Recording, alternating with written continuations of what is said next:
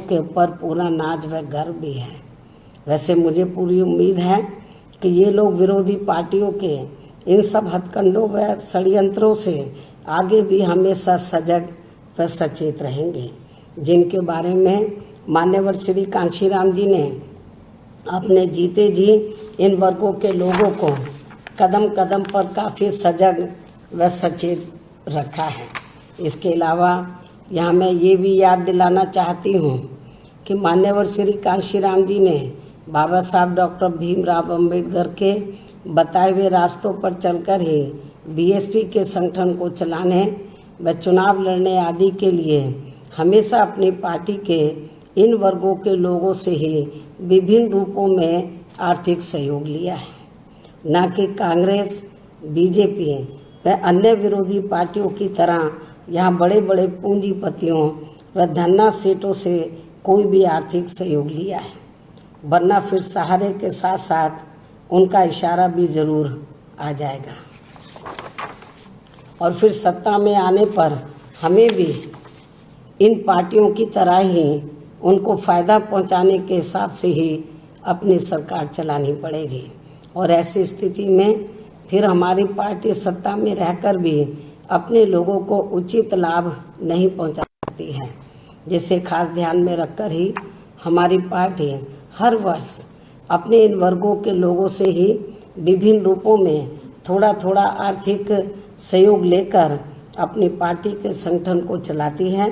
तथा चुनाव आदि भी लड़ाती है। लेकिन इसे भी विरोधी पार्टियों के लोग षड्यंत्र के तहत व जानबूझकर काफ़ी गलत तरीके से प्रचारित करके हमारी पार्टी को आए दिन बदनाम करते रहते हैं। जबकि इस मामले में यहाँ खास ध्यान देने की बात यह है कि बाबा साहब के मिशन के नाम पर विरोधियों के इशारे पर बने अनेकों संगठन व पार्टियां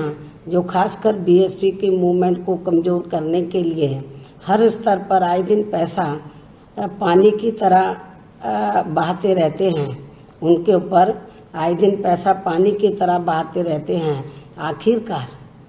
इनके पास ये अपार धन व पैसा कहाँ से आता है,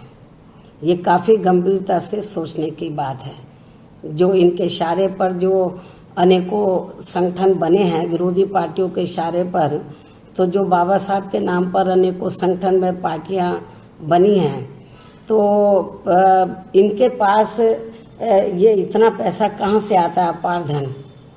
तो ये काफ़ी गंभीरता से सोचने की बात है। जबकि ये संगठन, ये पार्टियां इन्हें चलाने के लिए ये जो बनी हैं, जबकि ये संगठन व पार्टियां इन्हें चलाने के लिए बीएसपी की तरह अपने समाज के लोगों से कोई भी चंदा आदि इकट्ठा नहीं करते हैं, जिससे भी ये काफ़ी हद तक स्पष्ट हो जाता है कि इनके पास इन संगठनों व पार्टियों को चलाने व चुनाव आदि लड़ाने के लिए ये पैसा व धन बीएसपी की तरह अपने लोगों से नहीं आता है, बल्कि पर्दे के पीछे से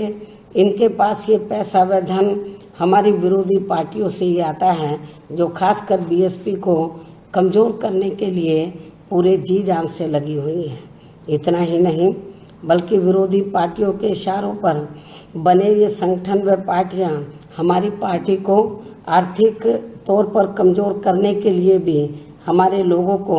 ये कहकर और गुमराह करते रहते हैं कि बीएसपी तो आए दिन चंदा ही इकट्ठा करती रहती है, जिससे खासकर यहाँ दलितों, आदिवासियों, पिछड़े वर्गों व अन्य उपेक्षित व कमज़ोर वर्गों के लोगों को जरूर सावधान रहना है। हालांकि इन सब मामलों में बाबा साहब डॉक्टर भीमराव अंबेडकर व उनके देहांत के बाद उनके अधूरे पड़े कारवां को आगे बढ़ाने के लिए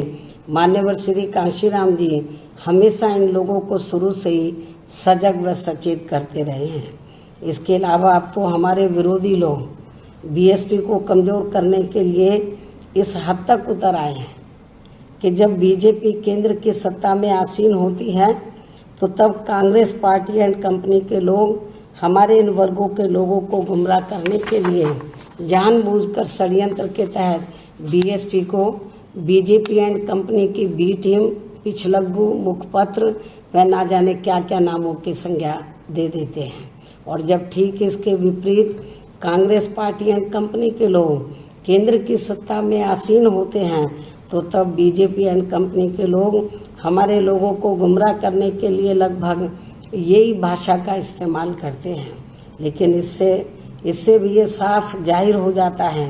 कांग्रेस व बीजेपी एंड कंपनी के लोग पूर्ण रूप से जातिवादी, पूंजीवादी व संकीर्ण मानसिकता के लोग हैं,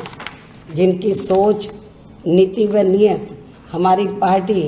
व हमारे इन वर्गों के लोगों के प्रति लगभग एक जैसी है, जिसके तहत ये सभी विरोधी पार्टियां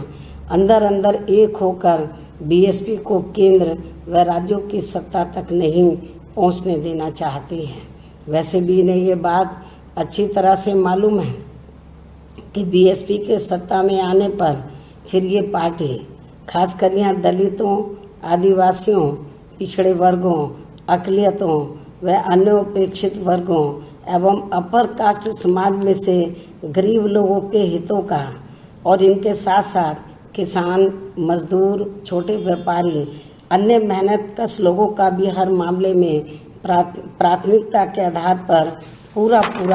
ध्यान रखती है, जो इन्हें कतई भी पसंद नहीं है। जो विरोधी लोग हैं उन्हें कतई भी पसंद नहीं है। यही कारण है कि केंद्र व राज्यों में जब भी कांग्रेस व बीजेपी एंड कंपनी के लोगों की सरकार होती है तो तब इनकी सरकारें हमारे इन वर्गों का हर स्तर पर खूब शोषण करती हैं तथा विकास व उत्थान के मामले में भी इनकी काफ़ी उपेक्षा करती हैं। इतना ही नहीं बल्कि ये विरोधी पार्टियां अपने राजनीतिक स्वार्थ व फायदे के लिए इन वर्गों पर व इनके बहन बेटियों पर कोई भी जुर्म, जाति आदि होने पर फिर उसकी आड़ में राजनीतिक ड्रामा भी खूब करती हैं। और इस मामले में हाथरस जैसे अनेकों उदाहरण हमारे सामने हैं। जबकि इस मामले में सच्चाई तो ये है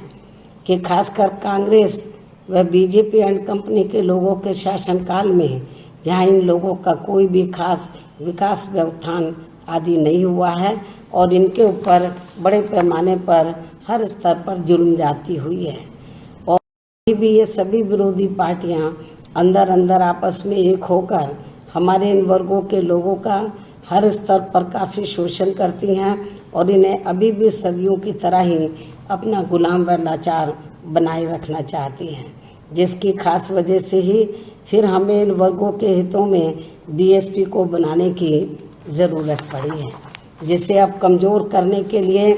कांग्रेस व बीजेपी एंड कंपनी के लोग अंदर अंदर एक होकर रात दिन पूरी ताकत लगाए हुए हैं, जिनसे हर स्तर पर सावधानी बरतते हुए अब हमें अपने लोगों के हितों में केंद्र व राज्यों की भी सत्ता खुद अपने हाथों में लेनी होगी। इन्हीं जरूरी बातों के साथ ही अब मैं खासकर बाबा साहब डॉक्टर भीमराव अम्बेडकर एवं मान्यवर श्री कांशीराम जी के अनुयायियों से यही अनुरोध करती हूँ कि वे ऐसे सभी जातिवादी, पूंजीवादी व संकीर्ण मानसिकता रखने वाली पार्टियों से तथा इनके इशारों पर बनाए गए स्वार्थी व बिकाऊ किस्म के सभी संगठनों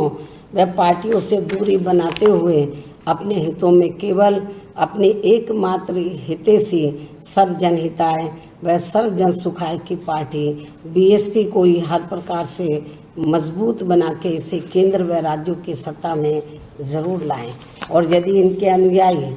ये संकल्प लेकर अब आगे बढ़ते हैं तो फिर यही इनकी आज मान्यवर श्री कांशीराम जी के प्रति सच्ची श्रद्धा भी होगी। अब मैं अंत में ये भी कहना चाहूँगी, इस समय बिहार प्रदेश में विधानसभा के लिए आम चुनाव हो रहे हैं, साथ ही उत्तर प्रदेश व मध्य प्रदेश में भी विधानसभा के लिए उपचुनाव हो रहे हैं। और यदि यहाँ इन वर्गों के लोग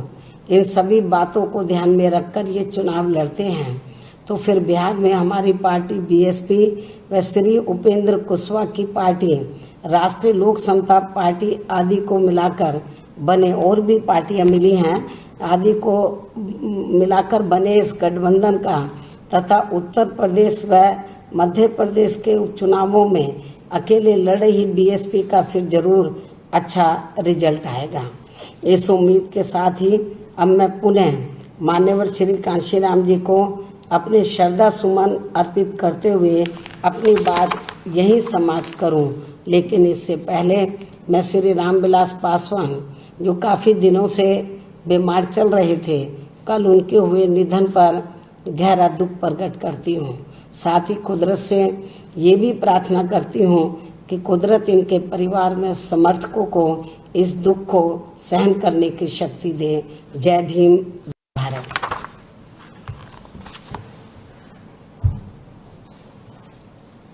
खबरों में बने रहने के लिए सब्सक्राइब करें खबर एक्सपर्ट चैनल और हर नई अपडेट सबसे पहले पाने के लिए बेल आइकन भी दबाएं।